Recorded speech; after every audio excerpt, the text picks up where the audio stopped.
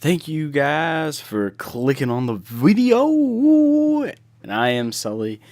I'm a little bit sick. I'm coming down with something fierce, something out of the north, something crazy. But I wanted to put up this video to show you guys my EASHL build because I changed it, and I think the message was sort of missed on what my build is meant to do, because I can't just put out a build and not say what it's meant for. And so I play with my... Well, let's back out of the build.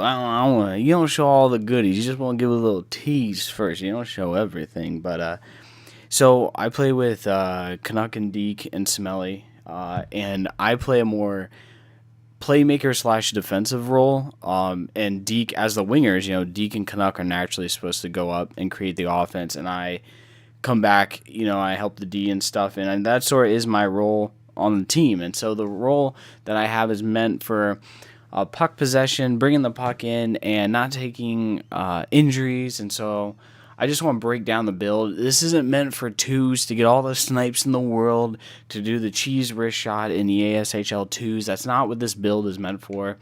It's meant to be in the play with a human tendy in mind. And so with that being said, let's jump right into the build. All right, there we go. So big thing right out of the jump, I don't slap. I'm not clappy happy. I don't slap the puck a lot.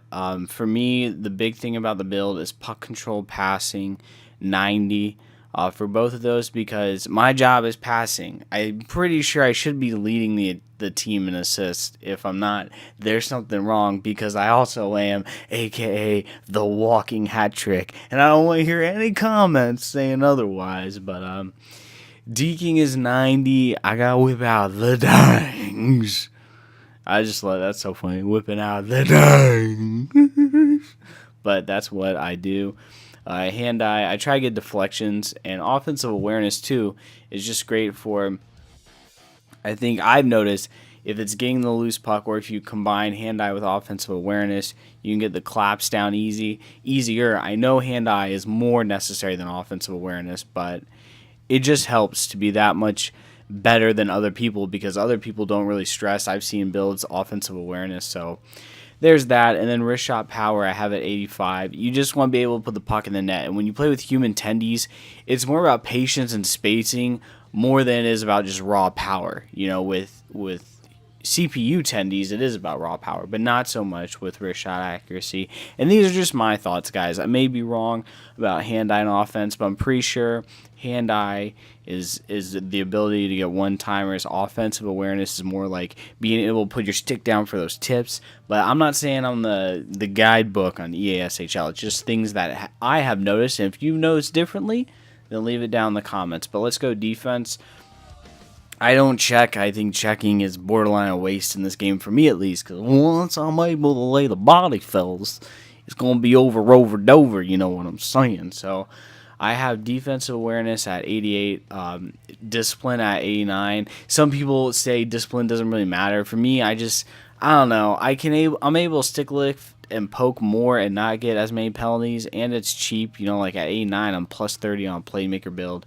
Face-offs 92, max that out, no question. And then the big thing is stick checking you at least want at 85. And so for me, you just want up there enough where if I hit it correctly, the poke check, then I'm able to take it off the guy.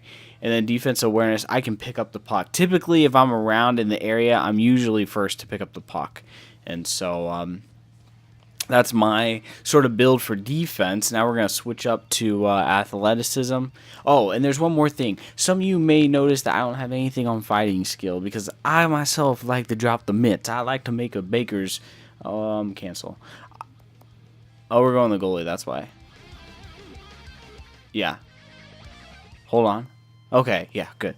So you notice that fighting's at 0. Sometimes I like to drop the mitts, and I like to make a baker's dozen ass among the longest, and I don't need it. I still win fights, most of my fights. But anyways, acceleration. This is pretty much where it gets down to the nitty-gritty. I think strength and balance are the two things I really want to emphasize, just because I don't get knocked off the puck a lot. If I'm carrying it, unless it's like he's skating with momentum and he's coming right at me, that's when I get knocked off. But Again, balance. Some say it's a waste. Balance and strength. I think 80 and 85. You're not going to be able to get knocked off the puck. Agility is at 85. I want to be able to turn quick. When I'm trying to cover areas, especially just practically trying to turn for the cross crease or trying to turn to get to the other side for the wraparound. Agility really helps me out. Durability and endurance. I have durability up at 78, and it helps. I've noticed I take less injuries. I'm sure if I jacked it up more, I'd take even less. But, again, typically it's my fault. I just try to make one too many plays if I get injured and I don't pass it quick enough. So, endurance is at 80. It works fine for me. But speed and acceleration. Acceleration is at an 86. You guys can see all this stuff. For me, I'm able to skate. I can catch up to the guys to get into the rush or catch up if I go down low behind the net in the offensive zone and there's a turnover or the other team gets the puck. I have enough speed to come back and help the boys out on defense. So it works out for me.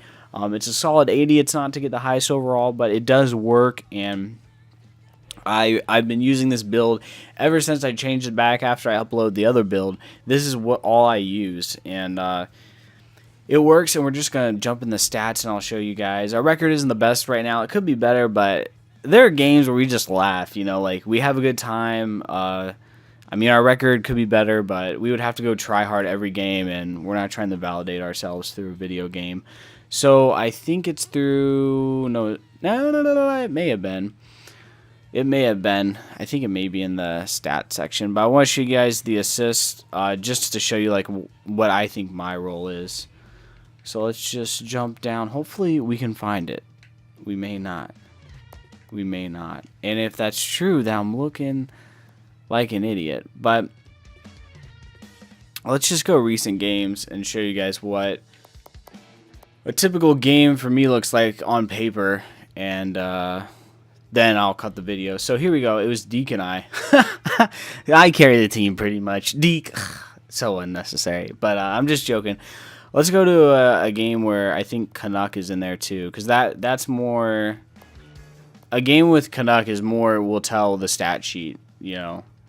Okay, yeah. So I didn't have any. I didn't have anything that game. Let's not be confused about that. The two examples I use are pretty crap. Let's do, what about this? Come on, boys. In North Quebec. All right, here we go. That's typically my night.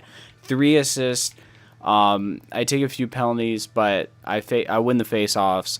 I wish I could give the giveaways. That needs to go down. But anyways, 3 assists. I typically lead the team in assists. So there you go. That's my build. Sorry I couldn't navigate the menus a little better.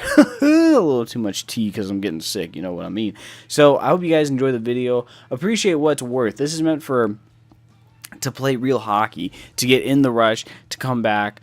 And there you can see my assists heavily outweigh my goals. I try and pass first. So hope you guys enjoyed the video. Hope you guys liked it. Take care.